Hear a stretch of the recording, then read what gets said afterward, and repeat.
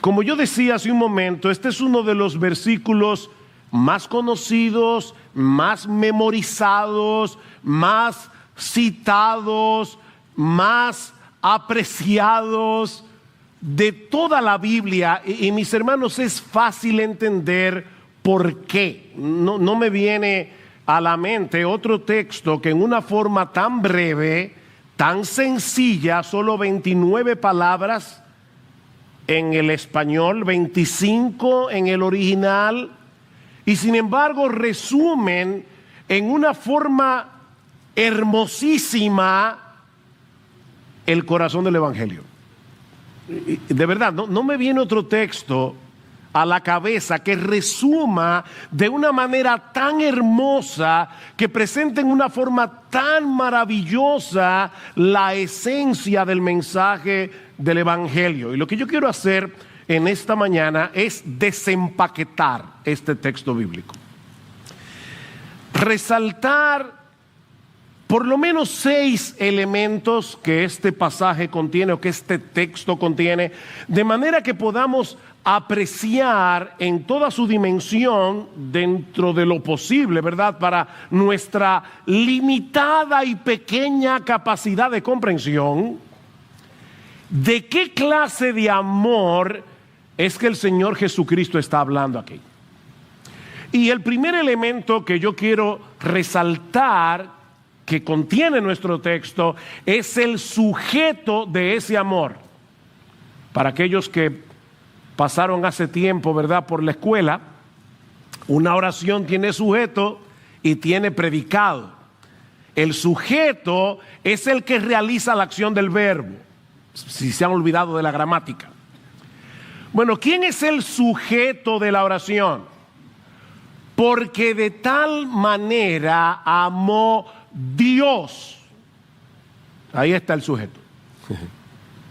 De tal manera amó Dios al mundo. Dios amó al mundo. El Todopoderoso, el Creador del universo, el Dios de toda sabiduría, de toda justicia, de toda santidad, amó al mundo. El amor es la virtud más apreciada del hombre. De hecho, a menos que una persona sufra de un serio desajuste emocional, todo el mundo desea ser amado y todo el mundo se deleita en el hecho de poder amar. Todo el mundo. Sin embargo, por más que nosotros amemos a otras personas, nuestro amor siempre será imperfecto, limitado y defectuoso, porque nosotros somos imperfectos, limitados y defectuosos. Todos tenemos que luchar con el orgullo, todos tenemos que luchar contra el egoísmo de nuestro corazón, que nos impiden amar como debiéramos amar. Nosotros no amamos perfectamente a nadie. Así que, si tú crees que amas, en realidad tú no amas, ni yo tampoco, como debiéramos amar. Pero ese no es el caso de Dios. Nuestro Dios es perfecto en bondad, es perfecto en compasión, es perfecto en misericordia, es perfecto en paciencia, es perfecto en sabiduría, es perfecto en todos sus atributos. De manera, mis hermanos, que no existe un amor en el mundo que pueda compararse con el amor de Dios. Si alguna vez tú crees que has amado, o tal vez crees que en este momento estás experimentando un sincero y profundo amor por alguien, mi hermano, mi hermana, multiplícalo por mucho y todavía te estás quedando muy corto para entender el amor de Dios. De hecho, el amor, según la Biblia, no es una característica más dentro del conjunto de atributos que hacen que Dios sea Dios, sino que, como ya decía en la introducción en 1 de Juan, capítulo 4, versículo 8, dice que Dios es amor. Dios es amor. El amor es algo así como el componente esencial de su naturaleza. Ahora, por supuesto, eso no elimina la realidad de que nuestro Dios es también perfectamente santo, nuestro Dios es perfectamente justo, Pero la santidad y la justicia de Dios lo que hacen en realidad es resaltar más aún lo misterioso e incomprensible que es el amor de Dios, sobre todo al considerar el segundo elemento de nuestro texto, el objeto de ese amor. Ya vimos el sujeto, Dios. Veamos ahora el objeto, porque de tal manera amó Dios al mundo. Dios amó al mundo. El problema con esta declaración es que muchos leen la palabra mundo como si Juan estuviera diciendo que el amor de Dios es tan grande, tan grande, tan grande, que abarca a todos los seres humanos que han vivido, viven y vivirán en este mundo. Según algunas estadísticas, hasta la fecha han nacido unas 70,000 millones de personas. Y no tenemos ni idea de cuántas más nacerán hasta que la historia humana llegue a su fin.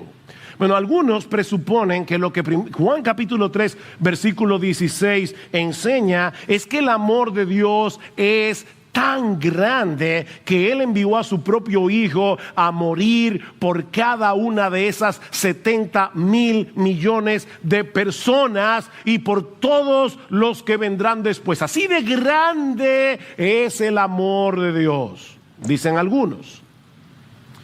Ahora, aunque parezca sorprendente que Dios pueda amar a tanta gente a la vez, yo no pienso que esa sea la medida que Jesús está usando aquí para mostrarnos la grandeza del amor de Dios. Mis hermanos, no olvidemos quién es ese Dios que amó de tal manera al mundo. Nuestro Dios no tiene límites de ningún tipo en ninguna de sus capacidades. Así que medir la grandeza del amor de Dios a la luz de la cantidad de personas que pueblan nuestro planeta sería como medir la capacidad de un levantador de pesas olímpico poniéndole el reto de levantar un grano de arroz.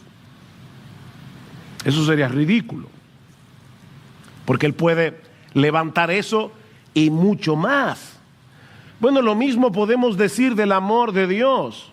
Tan sorprendente es que Dios ame a un solo ser humano, a uno solo, a que ame a 10,000 millones o millones. No es en número, no es por la cantidad de gente que nosotros debemos medir el amor de Dios. De hecho, mis hermanos, si interpretamos la palabra mundo de esa manera, aquellos que lo interpretan así sin darse cuenta, y estoy seguro que sin quererlo, más bien están empequeñeciendo y están limitando el amor de Dios. Y déjeme explicar a qué yo me refiero. ¿Todas las personas se salvan? Es una pregunta. ¿Todos los seres humanos se salvan? No. De manera que si interpretamos la palabra mundo como significando todos los que han vivido, viven y vivirán en el planeta, tenemos que llegar a la conclusión de que lo único que hace Dios a favor de todos los individuos que viven en el mundo fue abrirles un camino de salvación y luego dejar en las manos de cada cual que se salve. Porque no todos se salvan. Es como si el texto dijera, para poder explicarme mejor, Dios amó de tal manera a todos y cada uno de los seres humanos que han vivido, viven y vivirán en este mundo, que dio a su Hijo unigénito para hacer posible que cualquiera de ellos pueda salvarse, pero sin asegurar la salvación de nadie. Eso es lo que significaría el texto. Viéndolo de ese modo, el amor de Dios no sería lo suficientemente grande como para asegurar la salvación de ningún ser humano en particular. Pero mis hermanos, es imposible que interpretemos el texto de esta manera. Noten que esta declaración está en el contexto de la conversación que Jesús tuvo con Nicodemo. Es por eso que Juan 3:16 comienza con un porque. Ese porque conecta lo que el Señor va a decir ahora con lo que había venido diciendo antes. Y una de las cosas que le dice Jesús a Nicodemo en el versículo 8, hablando del nuevo nacimiento, sin el cual nadie puede ser salvo, es que el Espíritu Santo obra ese nuevo nacimiento de una forma soberana en los que Él quiere. ¿Qué dice Juan 3:8? El viento sopla donde quiere y oyes su sonido, pero no sabes de dónde viene ni a dónde va. Así es todo aquel que es nacido del Espíritu. Nuestro Dios es soberano al producir el nuevo nacimiento en aquellos en los que Él quiere. Él es soberano. El Espíritu Santo hace eso soberanamente. Así que, mis hermanos, si la decisión final de aceptar a Jesús estuviera en nuestras manos, nadie sería salvo. Nadie. Primero, porque nadie puede hacerse nacer a sí mismo de nuevo. ¿Quiénes de ustedes son responsables de su propio nacimiento físico? ¿Quién de ustedes decidió, yo voy a nacer? Eso no lo decide nadie. Tú ni sabías que te estaban engendrando y tampoco te diste cuenta de tu parto aunque estabas ahí. Bueno, lo mismo pasa con el nuevo nacimiento. Es Dios el que nos pare otra vez. El nuevo nacimiento es una obra de Dios, es una obra soberana del Espíritu Santo. Así que si Dios hubiera dejado en nuestras manos salvarnos, nadie sería salvo. Porque nadie puede entrar en el reino de los cielos sin nacer de nuevo, y nadie puede nacerse de nuevo a sí mismo. Pero por otro lado, ninguno de nosotros está inclinado a creer en Cristo. Para nada. ¿Qué dice Juan capítulo 1 versículos 12 y 13? Dice Juan: pero a todos los que les recibieron les dio el derecho de llegar a ser hijos de Dios. Es decir, a los que creen en su nombre. Todos los que creen en su nombre son hijos de Dios. Pero ahora escucha: que no nacieron de sangre, ni de la voluntad de carne, ni de la voluntad del hombre, sino de Dios. Dios los engendró. De hecho, noten lo que sigue diciendo Juan en el versículo 18, Juan capítulo 3. El que cree en Él no es condenado, pero el que no cree ya ha sido condenado, porque no ha creído en el nombre del unigénito Hijo de Dios. Y este es el juicio, que la luz vino al mundo y los hombres amaron más las tinieblas que la luz, pues sus acciones eran malas. Porque todo el que hace lo malo odia la luz y no viene a la luz. Déjenme hacerles una pregunta, hermanos. ¿Cuántos seres humanos del planeta hacen lo malo? ¿El 90%? ¿El 99%? ¿El 100%? Y Juan dice aquí: todo el que hace lo malo odia la luz. Así que todos los seres humanos nacen odiando la luz. Odiando la luz, aborreciendo la luz, no queriendo venir a la luz. No hay quien haga lo bueno, dice Pablo, no hay ni siquiera uno. Ok, entonces, ¿qué significa que Dios amó al mundo? Ya vimos que no significa todos los seres humanos que han vivido, viven y vivirán en el mundo. ¿Qué significa entonces? Cuando Juan usa la palabra mundo en su evangelio, usualmente es para referirse al sistema de maldad imperante en este mundo caído y que se opone radicalmente a Dios y a sus caminos. Por ejemplo, en Juan capítulo 15, versículo 18, Jesús le dice a sus discípulos: si el mundo os aborrece, sabed que a mí me ha aborrecido antes que a vosotros. El mundo del que Juan está hablando aquí es un mundo que aborrece a Jesús. Y es por eso que aborrece a los que son de Jesús.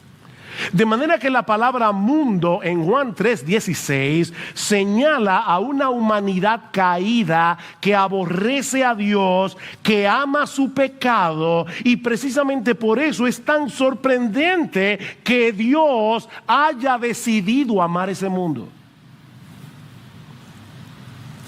Mis hermanos, lo maravilloso, lo sorprendente, lo extraordinario, lo misterioso del amor de Dios no es que Él haya decidido amar a un mundo poblado por tanta gente, sino que Él haya decidido amar a un mundo de gente tan mala.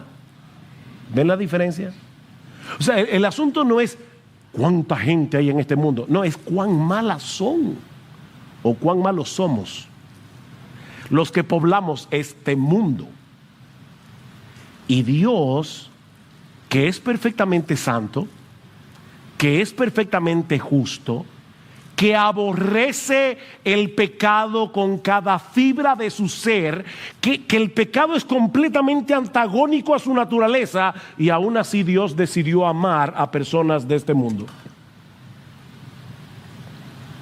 Porque de tal manera amó Dios al mundo. Y lo sorprendente, mis hermanos, es lo que Dios estuvo dispuesto a hacer por amor a ese mundo tan aborrecible.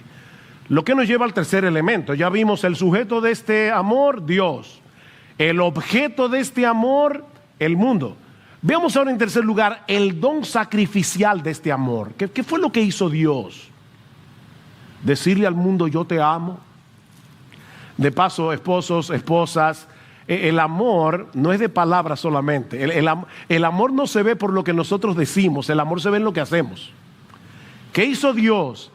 De tal manera amó Dios al mundo que dio a su Hijo unigénito. Ahí está el amor. Ahí está el don del amor. Dios el Padre amó tanto a este mundo que estuvo dispuesto a desprenderse de lo que Él más ama para salvar a pecadores que lo aborrecen. Padre, déjenme hacerles una pregunta. ¿Tú estarías dispuesto a que uno de tus hijos donara un riñón para salvarle la vida a tu peor enemigo? Sobre todo sabiendo que probablemente donar el riñón de tu hijo, que es compatible con tu enemigo, le puede provocar la muerte de tu hijo. Bueno, en el caso de Dios, no es simplemente que Él pensaba en la posibilidad de que su hijo perdiera la vida, es que Él envió a su hijo para que la perdiera. Por amor a ti, que cuando éramos inconversos odiábamos a Dios. Ay no, pastor, yo nunca he odiado a Dios. Bueno, tú no odias al Dios de tu propia invención, pero sí al de la Biblia, porque si no lo odiaras ya hubieras venido arrepentido a sus pies.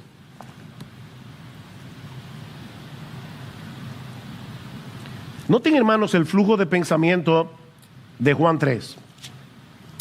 Y comencemos en el versículo 14, porque nosotros comenzamos en el 16, es tan famoso el texto, ¿verdad? Porque de tal manera amó Dios al mundo, pero el Señor viene hablando de algo, y dice en el versículo 14, como Moisés levantó la serpiente en el desierto, así es necesario que sea levantado el Hijo del Hombre, para que todo aquel que cree en Él que tenga en Él vida eterna, porque de tal manera amó Dios al mundo. El Señor está haciendo alusión aquí a un episodio en la historia de Israel que se encuentra en el capítulo 21 del libro de Números.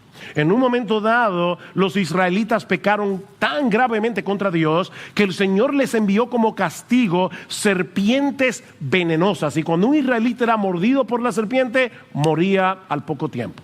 Así que Moisés le clama al Señor, los israelitas le piden perdón al Señor, y Dios le dice a Moisés, Moisés, mira, levántate, hazte una serpiente de bronce, levántala en un asta, y todo israelita que fuere mordido por la serpiente, pero mirare hacia esa serpiente de bronce, el veneno no le hará daño.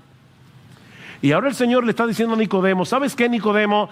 Esa serpiente de bronce que Dios utilizó para salvar a los israelitas en el desierto, eran una representación de lo que yo voy a hacer en la cruz. Así como la serpiente fue levantada en un asta y todo aquel que miraba la serpiente era salvo, así también yo seré levantado en una cruz y todo el que mira a mí con fe será salvo. Ahora, hermanos, ¿no les sorprende esa similitud? Una serpiente. Miren, hermanos, la serpiente fue maldita en el huerto del Edén y para los israelitas era un animal inmundo. ¿Por qué Dios no le dijo a Moisés, hazte un cordero de bronce? ¿Verdad que el cordero hubiera sido más apropiado para simbolizar a Jesús? Hazte un cordero de bronce y todo el que mirare al cordero será salvo. No, una serpiente. ¿Por qué una serpiente? Porque nuestro Señor Jesucristo tenía que ser hecho maldición en la cruz del Calvario para que tú y yo pudiéramos ser salvos de la ira de Dios. Tenía que ser una serpiente. ¿Qué dice el apóstol Pablo en 2 Corintios 5:21? Al que no conoció pecado, por nosotros Dios a él lo hizo pecado, al Hijo Santo de Dios lo hizo pecado para que nosotros fuésemos hechos justicia de Dios en él. Y Pablo dice en Gálatas capítulo 3 versículo 10 que Cristo nos redimió de la maldición de la ley, hecho por nosotros maldición, porque escrito está: maldito todo aquel que fuere colgado en un madero. Óyeme, mi hermano, mi hermana, Cristo fue maldito de Dios por culpa tuya y por culpa mía. Así de grande es el amor de Dios. Así de grande es el amor de Dios. Cristo es el hoyo negro que absorbe toda la ira que tú y yo merecemos por causa de nuestros pecados. ¿Y por qué Dios estuvo dispuesto a hacer algo así? Por su amor. Por su amor, porque de tal manera es tal la grandeza del amor de Dios que pudo vencer su propia animadversión hacia la pecaminosidad del mundo y entregar lo que Él más ama por personas que lo odian. Esa es la gran enseñanza de Juan 3:16. Fue por amor a un mundo de gente pecadora que Dios entregó a su Hijo unigénito, por ese mundo que le dio la espalda, por ese mundo que constantemente pisotea su ley moral. Así de grande es el amor de Dios. Ahora, no olviden, por favor, que todos nosotros pertenecíamos a ese mundo antes de venir a Cristo. O sea, aquí no estamos hablando de esos perversos pecadores que están allá afuera.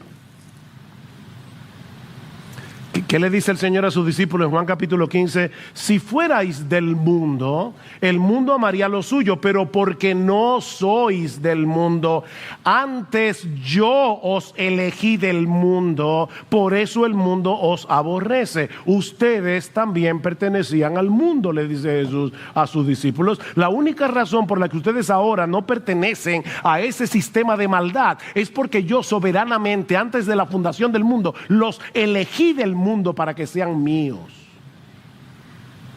Yo los elegí del mundo y los aparté del mundo para que ahora me pertenezcan a mí.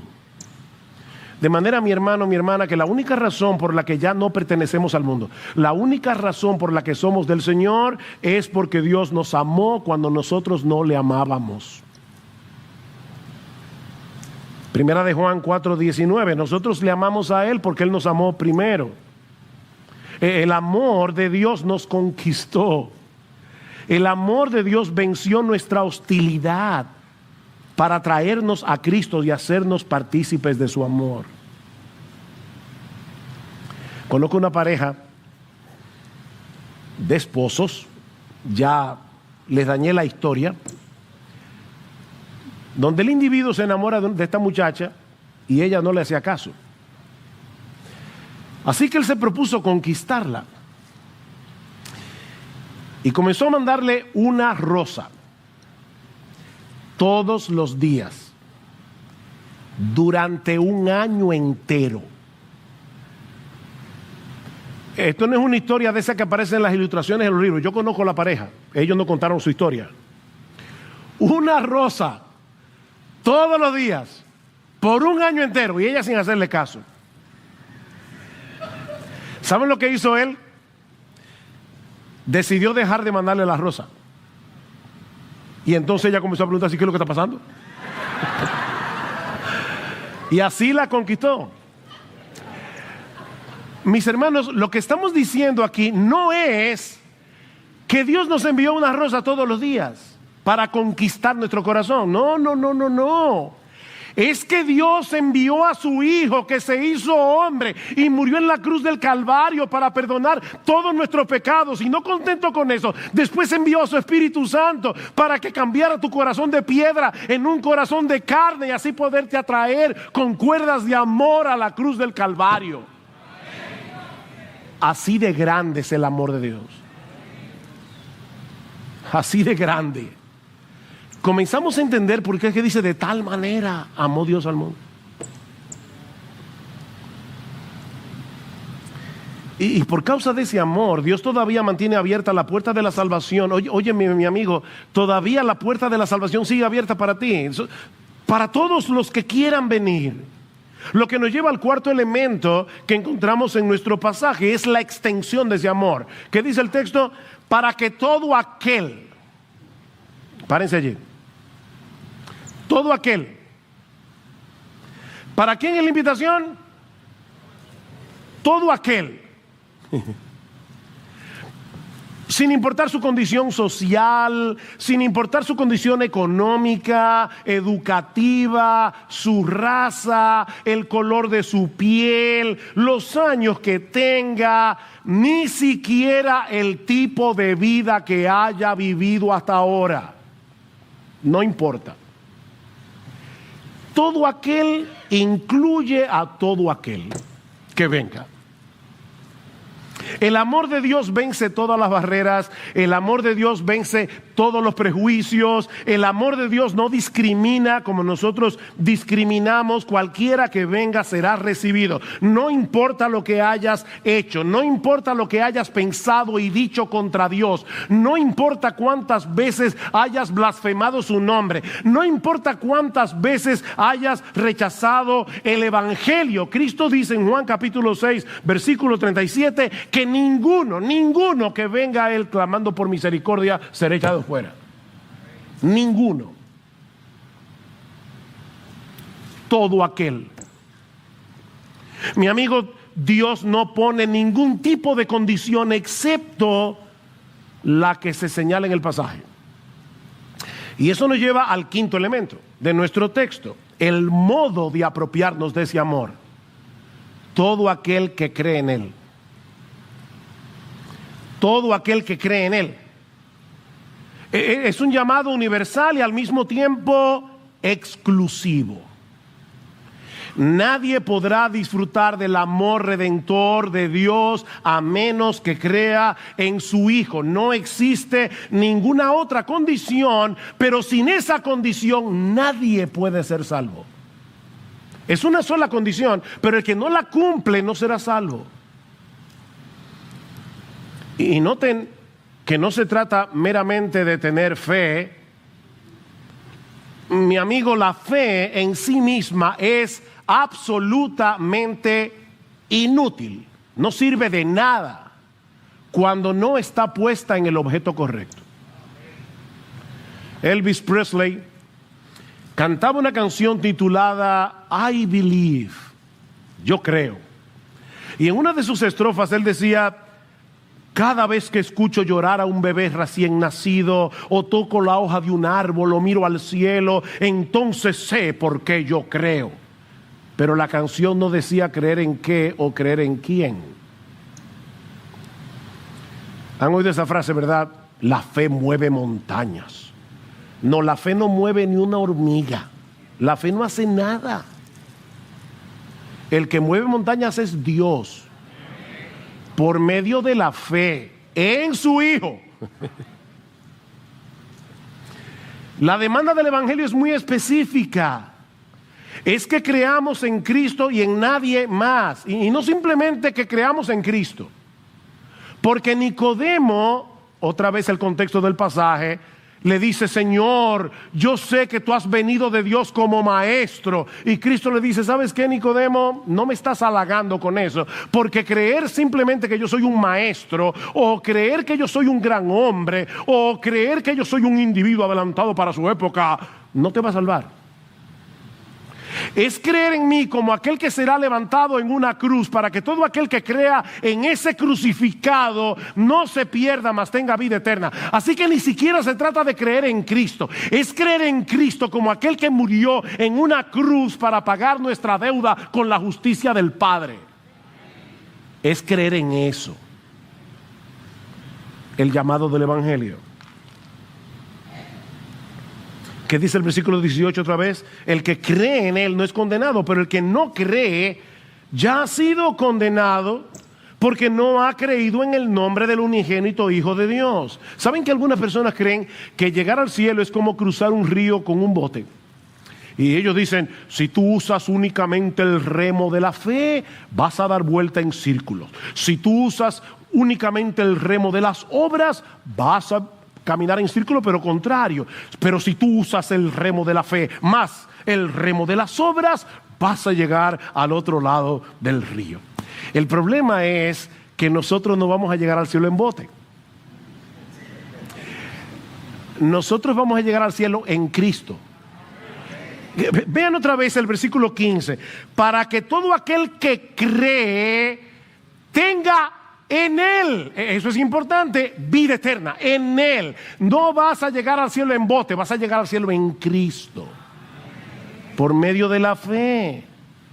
Yo soy el camino y la verdad y la vida, dice el Señor en Juan 14:6. Nadie viene al Padre sino por mí. Él es el único camino. Mi amigo, todas las otras vías inventadas por los hombres te llevan hacia un destino equivocado. No importa lo sincero que seas en tu creencia. Dice en la Escritura hay camino que al hombre le parece derecho, pero su fin es camino de muerte. Si te tomas un negro eterno creyendo que es jugo de naranja, te vas a morir igualito. Para los que no son dominicanos, negro eterno es un veneno que usamos aquí para las ratas. Es en Cristo y solo en Él que podemos ser salvos. Y eso nos lleva al último elemento de nuestro texto: el glorioso resultado de este amor. Porque de tal manera amó Dios al mundo que dio a su Hijo unigénito, para que todo aquel que cree en Él no se pierda, mas tenga vida eterna.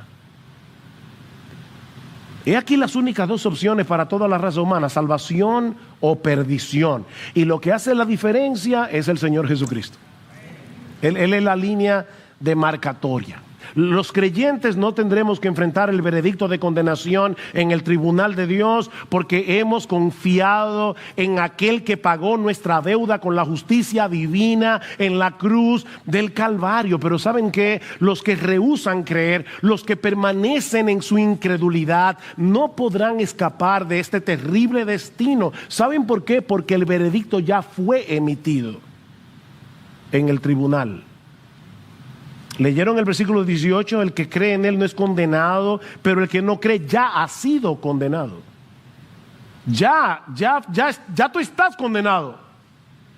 ¿Qué dice el versículo 36? El que cree en el Hijo tiene vida eterna, pero el que no obedece al Hijo no verá la vida, sino que la ira de Dios permanece sobre él. Mi amigo, óyeme bien. Si tú no crees en Jesús, no es que tú vas a cosechar la ira de Dios, es que la ira de Dios está sobre ti en este momento. Como decía Jonathan Edwards, tú estás en las manos de un Dios airado.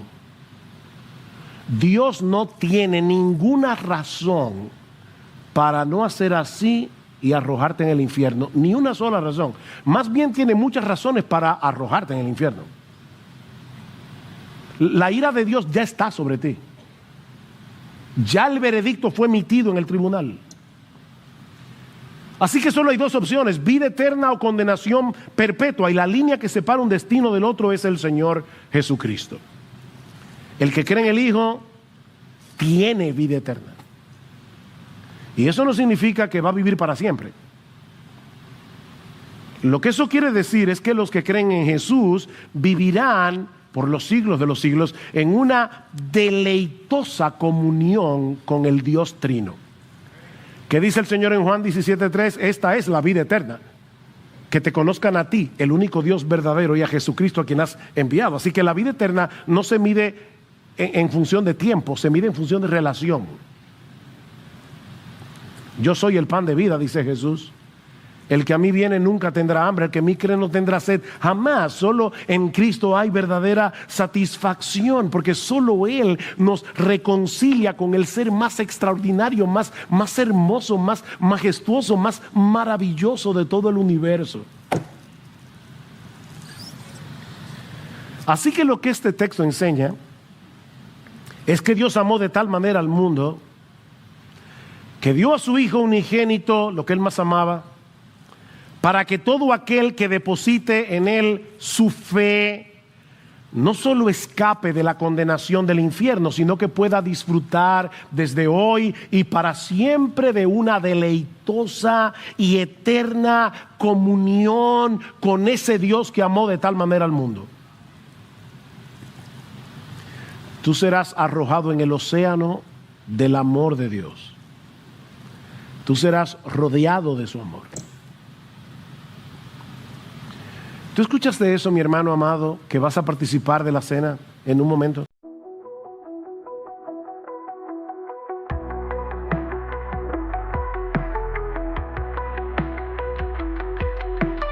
Lost in the glow, city lights choking the night. Empty hands reaching out, nowhere to find. Broken dreams like shards beneath our feet. Echoes of whispers, no soul can meet.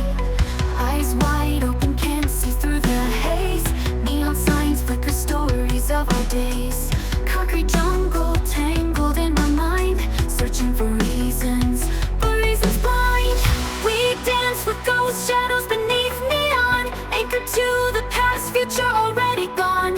Can't escape the pull, dark thoughts intertwined. Melodies fade out in the silence we find.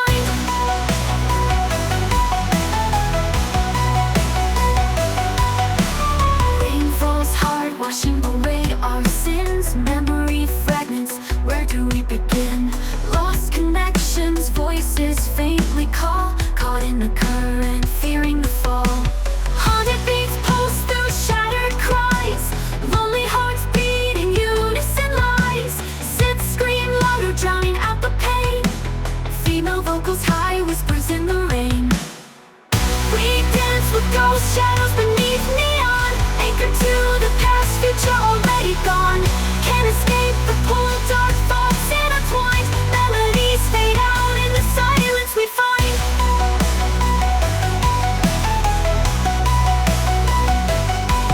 We dance with ghosts, but shadows can fade. Letting go of the past, a choice to be made.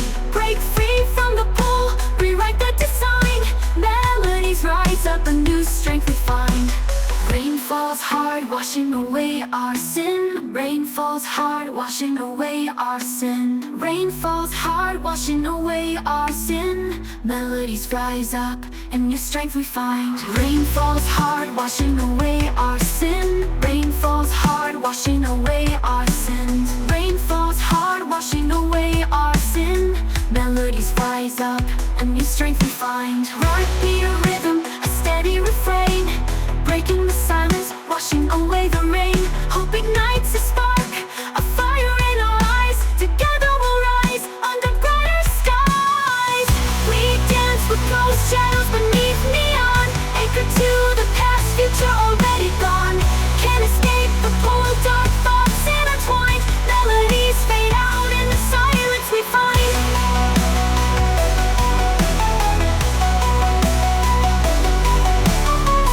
Paints the building streaks of gold, a chance to break free, a story untold.